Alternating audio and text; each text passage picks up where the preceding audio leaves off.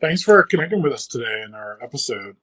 This is LSI Media Presents Life Waypoints, where we explore the connection between psychology, society, and business. I'm your co-host, Chris Grant, and my other host, Idris Grant.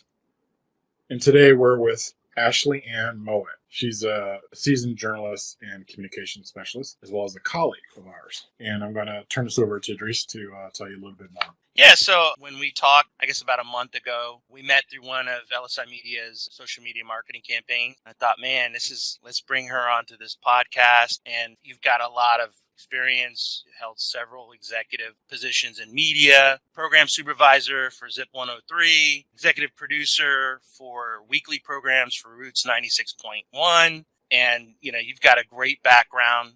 Really, you help people navigate the world of modern work, basically. And I thought, man, let's get her on and start talking. So Ashleigh, thank you for joining us today.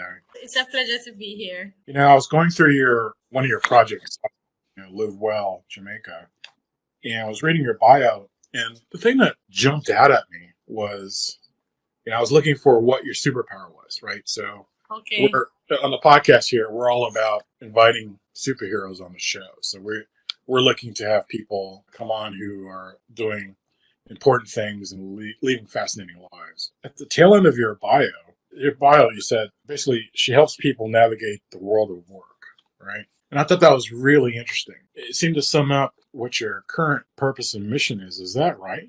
Yes, exactly. And I like how Idris put it, the modern world of work, because, traditionally we wouldn't be having this conversation virtually. We wouldn't be doing it would be in person. We possibly have pen and paper, making notes, right? And probably an old tape recorder recording the conversation. Right. In analog. My job centers around being a facilitator for people who want to get into the digital media space as influencers, as communication specialists, as marketers. So that's primarily what I do now. But yes, my background is in media and communication. I don't only just help them get in there. I help them to stay relevant. Right. Yeah. Right. But is it marketing or is it branding? So, like, for example, I was coming through the blog and the academy framework. Yes. And it's like, okay, so they're teaching people how to do digital marketing. And, I asked myself, why? But then it's like, okay, well, you're tying it into modern work. So the modern work journey is a journey of self-promotion and perpetual learning, right? Yes. So, okay. And then somewhere across the site, I ran across the notion of personal branding. So is it more personal branding that you're teaching, or is it marketing, or is it both? I would say both, but and I'm so glad you asked that question. Just recently, especially with what has happened with the pandemic, we've realized that it's more important for us to hone in our understanding of our personal brand, so that regardless of whichever industry we are placed, we can really excel. Many people many people take courses, complete training programs, and get all junked up with knowledge and skills in a particular area. But if you tell them to present it and figure out a strategy in which they can move forward with their life, with those skills and qualifications, they're stuck. They're like, I don't know what to do. I don't know what to do to move forward. So that's our role at Live Well Jamaica, to help you to figure out what is that personal branding strategy that's missing out of your career development journey. So, yeah. Did I answer your question? Yeah. Well, does that also include skill set training as well? Yes. So a part of it is capacity building. So as I mentioned, we wouldn't be doing this digitally or virtually 30 years before now, right? It would be all analog. And many people, unfortunately, especially on this side of the world, in Jamaica, they are still utilizing traditional means of communication and marketing, right? Even since the pandemic? Okay, so since the pandemic, what you're seeing a slight shift. Well, the shift is greater in the urban parts of the island. What we cannot ignore is the internet penetration numbers. So it's not really high in Jamaica. So there are literally some parts of Jamaica where you're not going to get internet, steady and consistent internet access.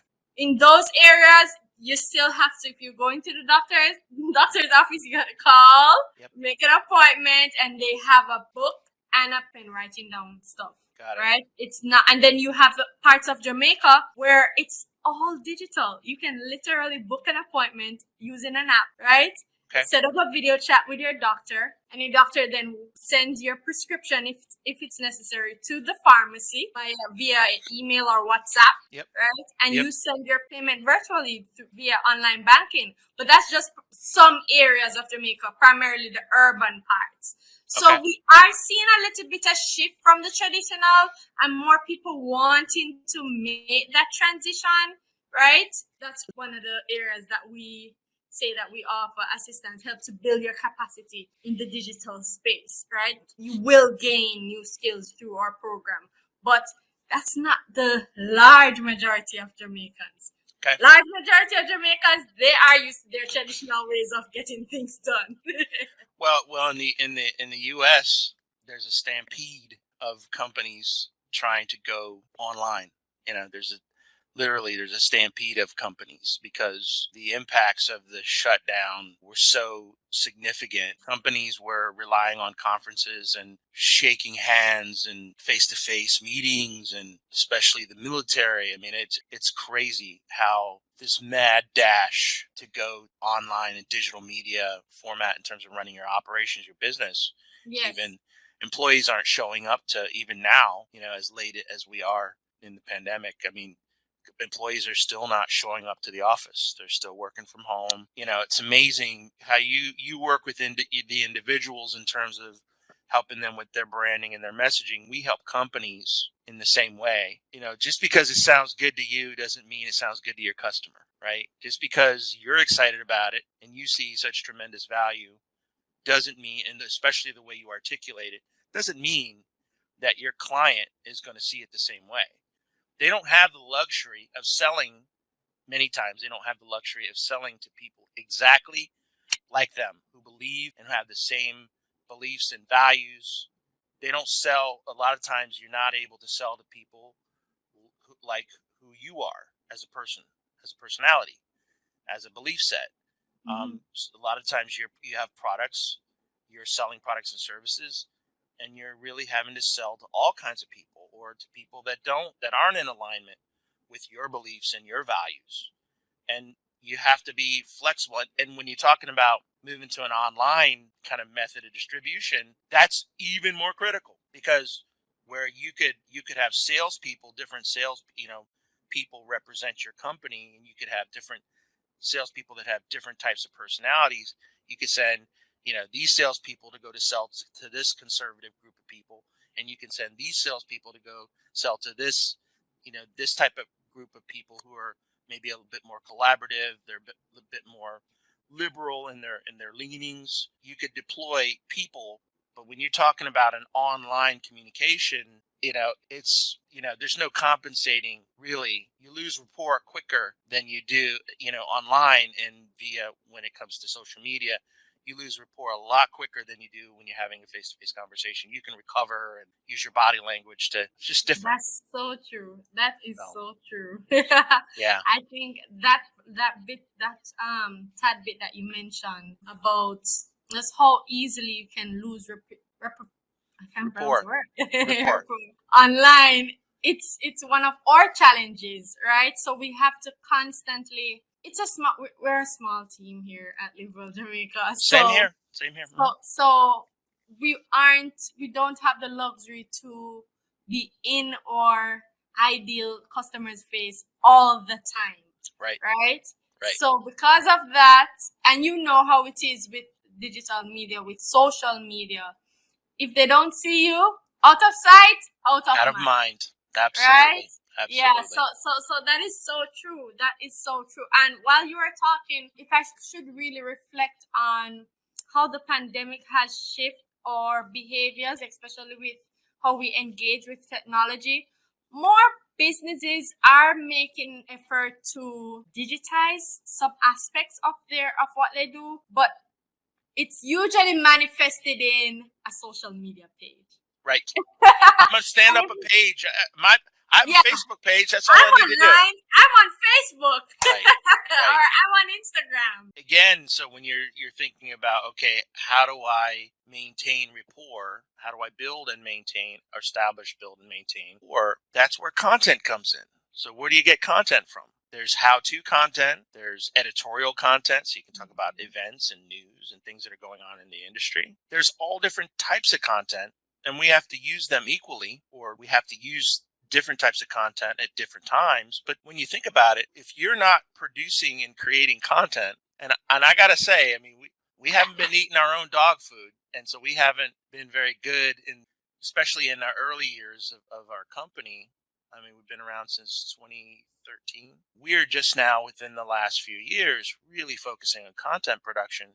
But that is how we deliver our value to the world, customers, potential customers who aren't customers. And if you're not focused on delivering value up front, it's very hard to break through the noise and all the competitors and all the competing messages. So that's how you do it with content. That is it. That is definitely it. Because we haven't, and that's something that I discussed with you before, we haven't been able to figure out how we can probably reach out to companies to find out if they have any interest in our services. But generally, based on the little research that I've done, I've noticed that when it comes on to especially social media marketing, I don't know if they are aloof or they just don't care. They don't consider how much time investment is required to create content for their brand.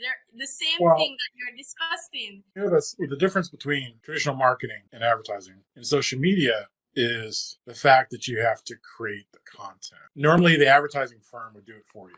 The advertising firm would have a legion of copywriters and editors. Yes. And it would just be promoting the product or the service. Thinking of ideas. There's nothing. No. It's just promoting, selling the product and service, the features, the value proposition of the product or service, and that's it. Social media is requiring conversations, yes, volumes and treaties of narratives, relative, direct and indirect related information around a subject that may or may not even talk about the product or service that you're actually selling. It's just like, so now everyone's got to go into publishing and write whole novels about whatever, and it's supposed to be fascinating and interesting. And all you really want to do is sell the product or service. You don't want to, you're not interested in creating an encyclopedia or a novel. You just want to sell the damn thing, whatever it is. That's, and then most people, they don't read and most people don't write well and they don't read well. So what are you doing? You're just spending all this investment and time creating content. And you're not seeing the returns on it as quickly. Well, as a business owner, it sounds ludicrous. You come to me as a marketer and you tell me I gotta take my subject matter experts in my company, I gotta get them to stop selling for a minute and go write something, a 1,200 word essay on something. Yeah. Something called a blog, and that somehow they're going to magically translate into leads. Come on, you're asking for a lot. They don't want to pay for it. They don't understand it. It sounds ridiculous. Oh, there's no guarantee. No marketing firm in the right mind would guarantee a result. And it's like, what are you selling me here? What am I buying? I'm just going to go buy Facebook ads. And all these platforms count on this. They count on content. Marketing is hard, right? It's impossible, hard to sell. It's ludicrously expensive and time consuming.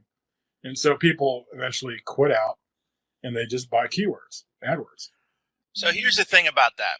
So actually getting to, and us marketers, we always say this, right? I'm sure you've heard content is king. Content is king, right? Everybody says that, right? That's like, cliche. It's like, give me a bumper sticker, right? So here's the thing. Content is key. Content is king. Content is key. It's the holy grail, because as a marketer, you have to understand, and we have to get better as marketers at conveying the message or the idea that as a business, your mission is to give value to the world. That's your first step. And it's becoming true more and more and more and more and more.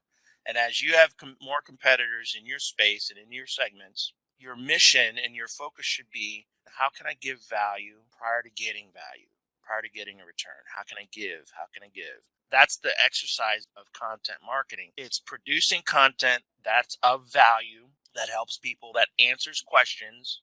What's Google's mission? End search. To end a user's search as quickly as possible with the most relevant answers that they're looking for as possible. As marketers, from an SEO and even social media perspective, that's our mission too, is to end our prospects' search with the value and the content that we're putting out, with the idea that eventually some of that will come back.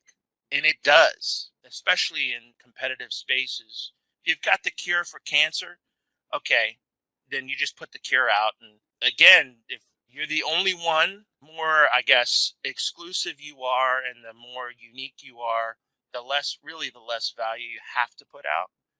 But the more competition you have, the more value you've got to actually put out to actually break through the noise in the competition. So true. So true. And it's got to be relevant, right? So tying that into what you're doing, which is helping people navigate the world of modern work. This is Idris's response is probably the key to why personal branding matters, right? Because what is personal branding? It's to create an intimate connection with your audience.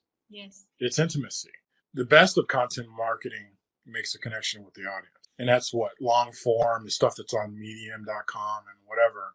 Yes. You know, it resonates something if the reader bothers to read it.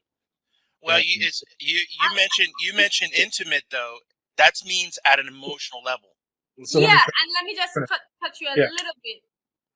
So I see you talking a lot about copywriting and blogging, but there are other formats. You know, video marketing is proven to be very popular. Podcasting, you know. Yeah, live broadcast, all of stuff like that. Right. So this medium we're using is better than any long form. You know, if it's true that the world is not reading much anymore. You know, I mean, you made paper just 10 minutes ago. You know, I'm still using paper, by the way, but it's okay. Yeah. Most people, they're not reading, they're listening, they're consuming YouTube, you know, billions of hours a day.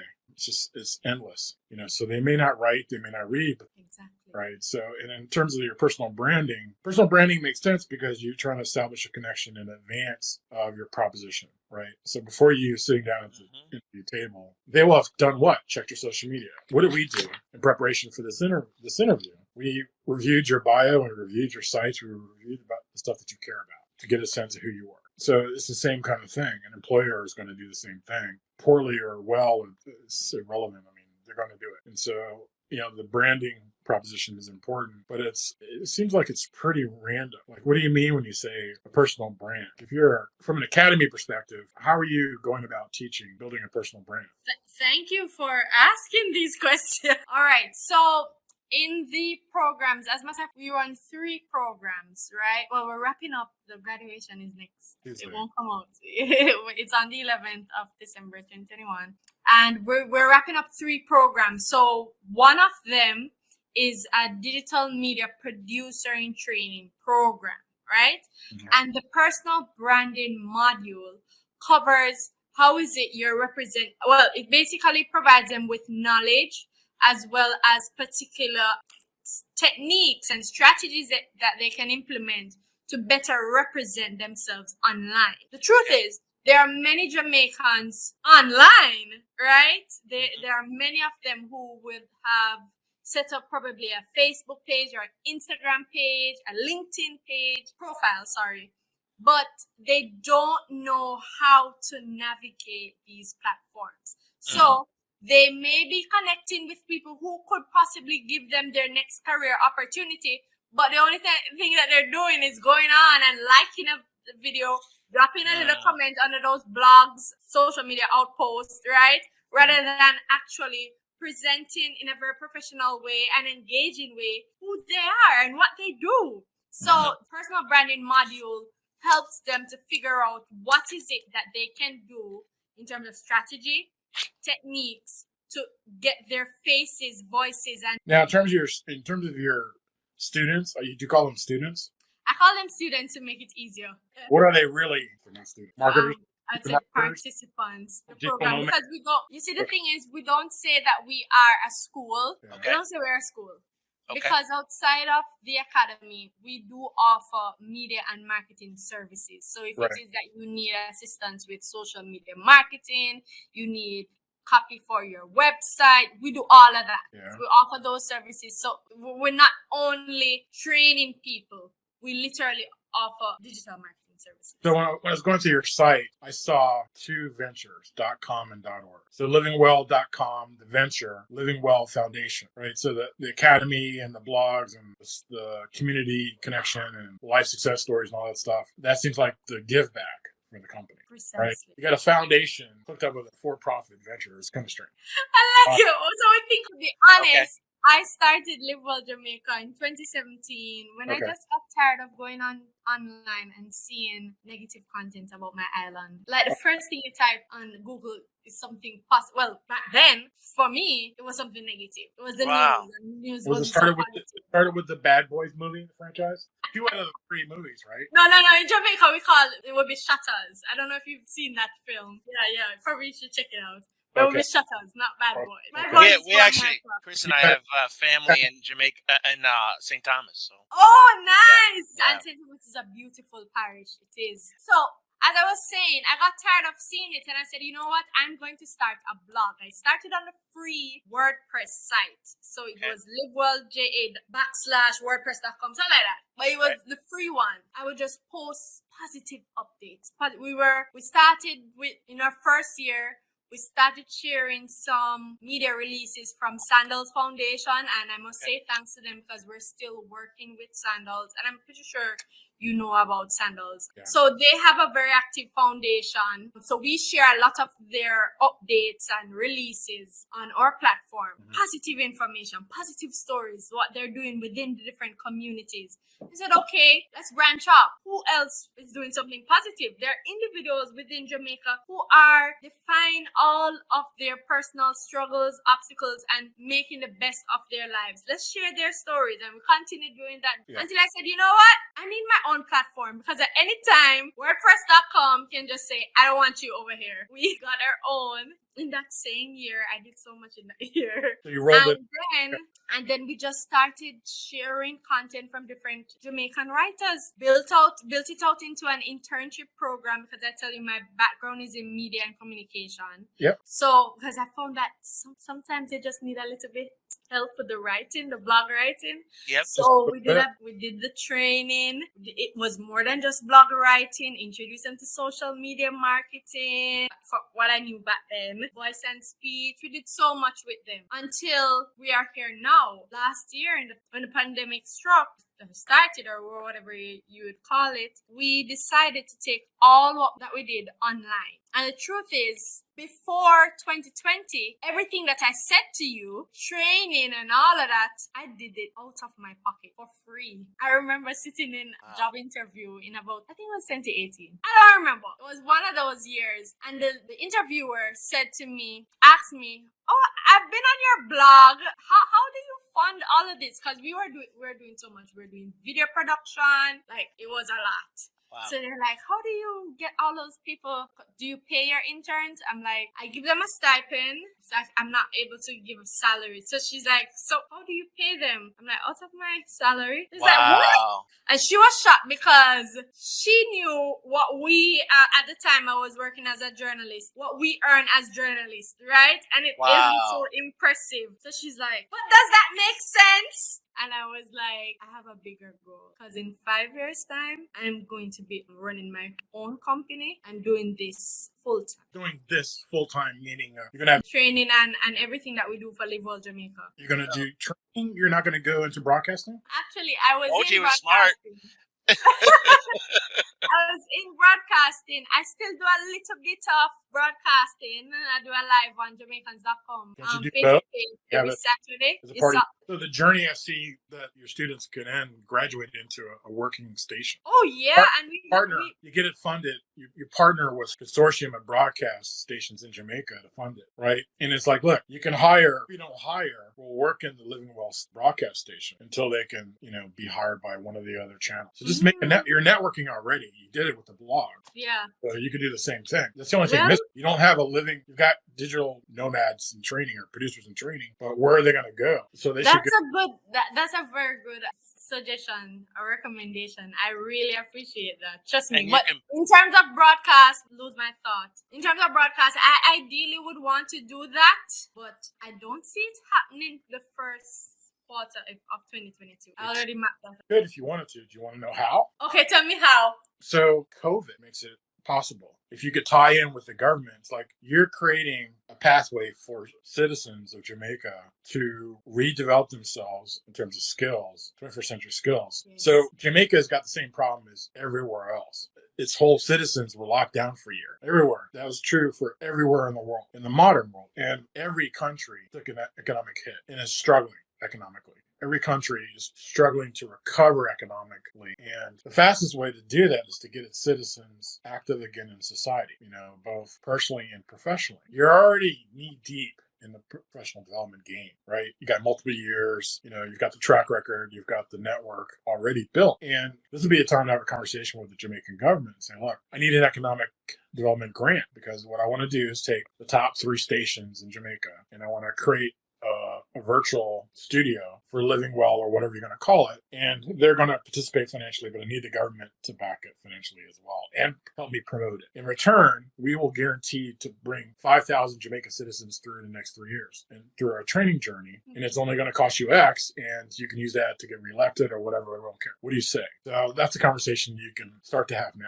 Yeah. It might not be realized by January, but it can certainly be executed by next year. From a budget perspective, the conversation you should have it now, for next year's budget in terms of government. That's true. Something to think about. And it's every country has this problem. They just don't know it yet. Because countries gave money to people. Some countries did a better job than others. And now every government's got to jumpstart its society again. Everyone. And one of the things is people are not going back they're changing their minds. Right. Yeah. So the really proactive people are coming to you and reskilling, they're skill building. And then there are other people that are like, pretending everything's going to be okay and going to go back to the way it was. It's not. So either way, people have to come through. They've got to go through the transformation journey. Whether they do it with you or some other program, it doesn't matter. But every person in the world is going to have to take a walk through to an inventory check. What can you do? What do you do? Yes. What is still of value to the world? What is it? So if you take, the United States, there are 2 million people quit their jobs this summer. And there's 3 million jobs open, begging for people to take the jobs. And people are saying, well, I don't want to do this anymore. I want to do something else. And so the whole contract, lifetime employment, that contract's been broken for retirement, one job, that's 8 years. Long time. Now everybody's living a project life. It's projects now. Not everybody's a consultant, but they're living a consultant's life. And they have an employee mindset. Things are going to be taken care of. I'm going to be told what to do, and I'm going to wait to be told what to do. And all this, schools are still training kids for those jobs that don't exist. So it's okay. Well, and every country has this problem. Some are more advanced than others, and Jamaica is certainly among that list. In terms of, if Jamaican pride is a real thing, this is what it could look like. Having 80% of your citizens knee deep in 21st century workforce, ready to go. So get some help. I appreciate that. Thank you so much. Told you. So I guess we hit on kind of the topics that I wanted to hit on in terms of, we talked about how social media plays a role in helping businesses, right? Especially during the pandemic. We talked about how the pandemic has affected businesses, right? In terms of where do you see the work world, when it comes to social media and digital media headed in the next, let's say, 5 to 10 years? For example, one of the things I see is that in terms of from a digital media standpoint, so I think content development is going to be embraced. First, it's going to be understood, then it's going to be embraced, and then it's going to become the norm for most industries.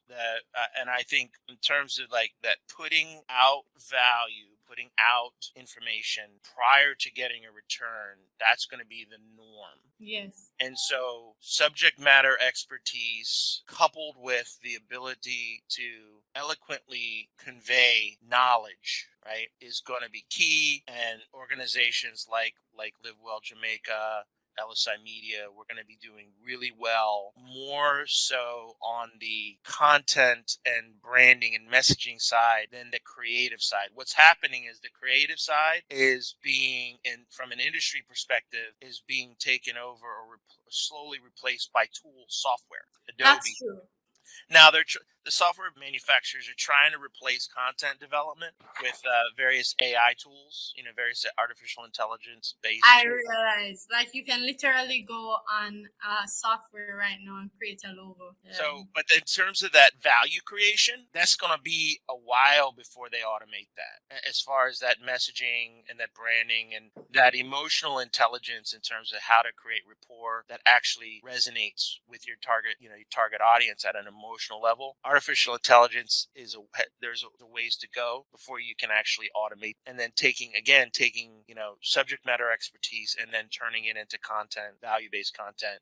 That's the new kind of skill set that I see next 5-10 years being very, very crucial for most job roles, most industries. Yeah, what do you see? Well, in Jamaica, I definitely agree that it looks promising. I should say it looks promising. Reason being, the pandemic has placed so much uncertainty in what we do here, because we'd say, okay, in the next 5 years, we're projecting to do X, Y, and Z, but there is no guarantee. Okay. But what looks to be happening is more and more Jamaicans will definitely develop a better sense of digital literacy, especially our younger folks, right? Or Gen Zs, and I don't remember the labeling for the ones younger than Gen Zs.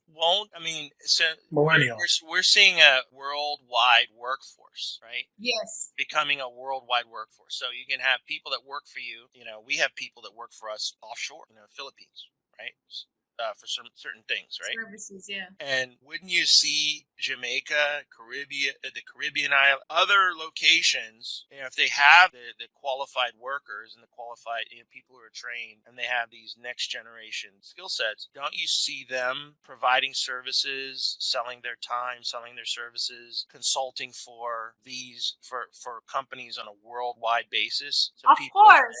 Right? Okay. You don't have the bandwidth. You don't have the proliferation of the bandwidth. The infrastructure. Well, yes. So yeah, we do have that deficiency, the fact that we don't have the infrastructure. As I was telling you, we don't have that high levels of internet penetration in some parts of the island, right? So yeah, it does limit us. But as I tell you, sometimes I want to describe it as polar, because in some parts of the island, we are way advanced when it comes down to technology and services that are accessed via technology. But then there are other parts that are still trying to catch on to what's happening on a global base. But I do believe that Jamaicans overall will develop a better appreciation of the digital media space. And I feel like we're going to be forced to. We do business with so many countries outside of right now. Usually, back in the days, Jamaica was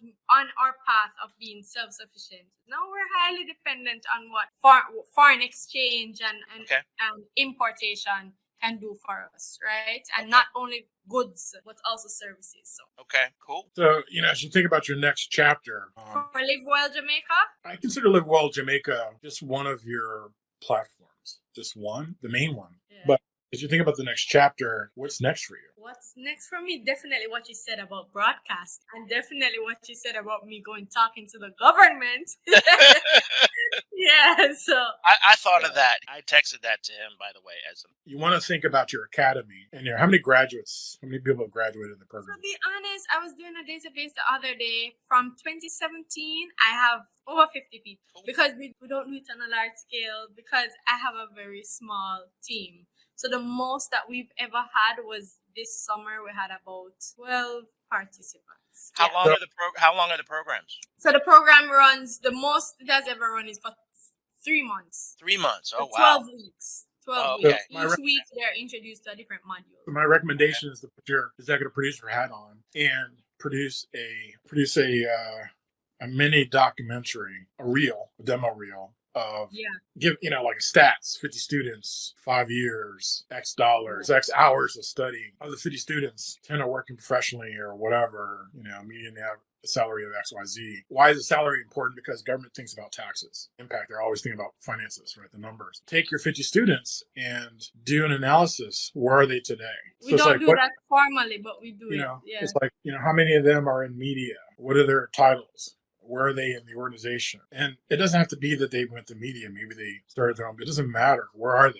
What are they doing? Yeah, where are they? Yeah. Is it relevant? Is it related at all to what they learned? Right? And then the rock stars, there's going to be probably 10 of them. You really want to interview, do a deep dive. It's like, tell me what it meant. Where are you? What kind of life are you living today? How much of the academic experience has, led to the life that you're leaving today? What would you tell the government about, if we were to do something, expand this, what would you tell your government about the program? What would you say? Let the students do the talking. So you're never selling. You're just presenting. It's like, I have a dream. I already funded the dream. I started it in 2017. I'm now inviting you to help me take the next step with it. It's different than I want to try something. I don't know if it's going to work. You have data to show that it worked. Well, what does it mean? What does it work mean? So it's like, so you can put that together. It's like, well, 50 students. I impacted 50 lives, 50 families. I'd go even further. Families. Some of them have been able to contribute to their families, and how many people ended up doing what they're doing because they were inspired. So you've touched probably 300 lives, right? The 50 people going through the program has probably impacted hundreds of lives. Mm-hmm. If you look deep enough. And these are all Jamaican citizens, right? No, we actually have an American who completed the program, and we have, 2 Trinidadians who completed the program. So yeah, not only Jamaicans. Okay, so Jamaica and abroad. That's even better. So yeah, that's easy. But most nonprofits, the number one nonprofits fail to do is they don't follow up after the event. They scramble to get the money together, they put the program together, they execute on the program, it's a success, and then they don't follow up. They have the data in the database, like you said, but they don't think to follow up. And some of these people could be maybe people that should work for Living Well. There's some of these people that might be great mentors for the next academy student. So you are talking much good stuff. You have a workforce of 8 people, but really you have a workforce potentially of 100. If you go deep enough, just ask. You know what's interesting, Chris? I did all of this. I listened to this podcast called, I don't know if you know her.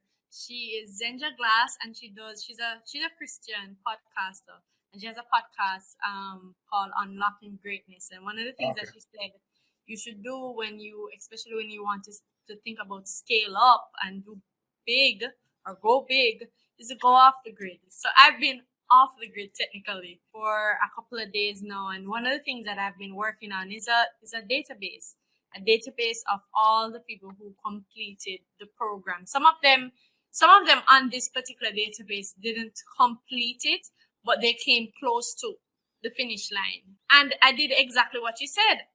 What are they doing now professionally? What are their core competencies, right? And just by developing the database, I was able to identify people who I can literally pull on to assist me with putting together the next set of programs for spring 2022. In addition to that, I literally have a pool of people who are going to be interested in a new project that I'm launching in 2022.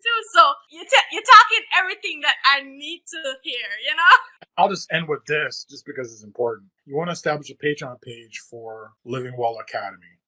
Okay. Make it really clear. It's the academy side of your business, not the business side of the business. You can invite people to, some of these students may be happy to make a financial contribution. They may be in a position to do that. Mm-hmm. But not only can they give you their time, give back, See, all these people are in a position where they need to reciprocate, the investment you made in them. They just don't know it. But you got to invite them to do it. Right? Yeah. So you can just you set up the Patreon page. So they just want to write a check, they can do that. The money's good. Their time is more valuable actually than the money, but whatever. And then for people that have the time, they can invest in the next, class, the next academy, group. Yes. They can do that. And for those that want to help with the conversation with the government, they can do that. For those that want to, introduce you to, maybe the charitable part of their companies that they work for. They can do that, so just get creative about the asking, it's not selling, it's asking. Yes. And honestly, they're going to be happy to square the books with you, so to speak. Again, they don't know this yet, but they will. I appreciate you. Yeah. I really do. I appreciate you too, Idris. Yeah, that's okay. You just threw that in there. Just, that's fine. You can include me, and but I was just sitting here twiddling my thumbs. No problem. Well, awesome. Well, yeah. This podcast was fantastic. This interview. I think we have to do it again. Do it, a little bit later in the future, and check back in to see where things are. Where if you've done some of these things that we've been talking about, how's it going? Maybe a little bit further out of the pandemic. Hopefully, it's gonna end soon. That's what I'd love to know before you wrap. Yeah. Do you guys in America say that you're still going through the pandemic? Yes. Okay. Pandemic is not ended. I mean, to be accurate, it depends on who you ask. So, Okay. So, for example, one of the questions I had for you about Jamaica is, do Jamaicans feel like they are one family or multiple tribes? Multiple tribes. So there's Jamaican. I'm a Jamaican. There's a pride of being a Jamaican. But then there's a Jamaican from a village, from a certain area. Oh, in terms of that, no. Okay, so it depends on where you're asking. If you're asking Jamaicans overseas, it's one Jamaica, right? Okay. But in Jamaica, it's is it more like a continent with varying agendas depending on where you are in Jamaica, or is it one leadership? Is it one voice, one spirit? So it really depends on who you ask. Yeah, it really does. It really depends on who you ask. Defined if you ask me, I'm gonna say one Jamaica. Okay. Right, but if you probably ask somebody else who is out of a job right now, lives in the inner city, they'll be like, "Oh, there's many Jamaica." Okay. Okay. Yeah. So there's a segregation that's economic, but not cultural. Yes. It's one culture. Yes. Not cultural, but more economic. Is it one culture? One culture. One spirit. One culture. So you're one up on us. So United States of America is a continent with a bunch of states in it. So we're multi-tribe based on race, based on political economic status. On economic status, based on whether you're born and raised here or you are, foreign born. It's a mess, right? There's one government. Two parties. Effectively, there's no parties. Two is not a choice. Two parties is not a choice, right? Three is. So we got Democrats and Republicans, so therefore we don't have a choice. And the government, the entire country, is run and led by the wishes of corporations, not people. And in this country, the government has legally defined corporations as a living being. It's crazy. So we're in crazy town here. And so there's race, there's economics. I mean, it's just, there's multiple groups and there's multiple psychoses and whatever. There's no one, I'm an American, right? My passport says I'm American. But that's as far as it goes, as far as, any kind of homogeny. After that, it's all bets are off. It's like, well, what are you exactly? Like, well, you're American, but you're black. But maybe you're black, but you're rich. Or maybe you're black, but you're poor. So you're visible. It just depends. So it's a little nuts here. And then in terms of pandemic, half of the country, 51%, doesn't believe the pandemic is real. 400,000 people died. Okay, I don't believe you. Wait, they don't believe that COVID is real? Well, there's, Donald Trump, the election was a fraud. The people that, back the reality TV star Donald Trump. So there's half of the country is delusional, right? Kind of. This was a half of the country that was kind of invisible for decades, and all of a sudden, championing Donald Trump. But in terms of the pandemic, I mean, if Jamaicans could get vaccinated, if every Jamaican could get vaccinated, was offered the vaccine, would they take it? So we're still struggling with that. We are seeing an increase in our vaccination numbers with the resumption of face-to-face schooling. So more younger Jamaicans are taking it. But honestly, we even have healthcare providers who are refusing to take the vaccine. Mm-hmm. So we still, trust me. So you guys got that too, huh? Yeah, we do. We do. There's a lack of trust. Lack of trust. Yeah. Yeah. And that's a worldwide problem. Some countries are less problematic. Israel, 90% vaccinated, 92% vaccinated. Mhm. Germany, I think it's 70. In this country, it's 50%, maybe Oh, higher. really? Yeah, it's not high. No, I think it's more than 50%. I think it's like 60 something, but yeah. Not much I more. honestly thought there were more Americans vaccinated, fully vaccinated. Especially because we get a lot of American tourists to the island, right?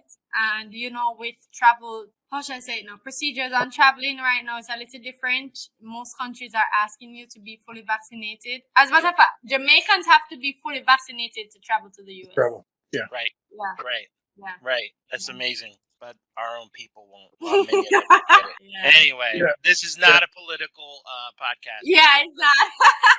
Yeah, no, it's not a political podcast, but it does go to the question of you developing the workforce, right? I'm just wondering, how optimistic are the people that you are developing are in terms of the academy? Are they pretty optimistic about their future? Are they hopeful? Are they grateful? Are they fearful? Or yeah, I think it's a mixture, right? For some of them, most of them, they've been really hit, especially psychologically, by drastic changes over the past 2 years. So for especially my summer students, they had a lot of, we did a lot of mental work. Yeah. Like, I found myself spending a lot of time scaling back on some of the stuff that I did, try to readjust it so that they would not feel overwhelmed. So we did, trust me, we did a lot of that. This particular group, the fall students, they are pushing through, but I still see that bit of resistance of, I don't know what's gonna happen after. I feel, really that documentary idea, brilliant.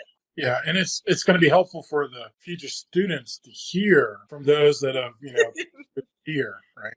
Yes. It's like, because it's like you're the teacher. Of course, the future is bright. Of course, you believe that that's for them. But it's nothing like hearing it from your own peers. So that's great. Well, awesome. Probably should wrap. Fantastic. So, Ashleigh, was there anything that you wanted to cover that we didn't cover? Yeah. No, actually, you guys really pulled the information out of me. I'm actually pleased and honored that you selected me to be one of your guests on this podcast. Well, thank you. We're happy to have you, and we're happy to have you back. And sure, whenever you're ready. And when this gets published, I'll send you a link to it, and we will promote it. We will promote it out. Definitely. Awesome. Hey, and if you think of any other topics, if you want to, kind of talk about those, and maybe we can film another session, especially, So this is wide open.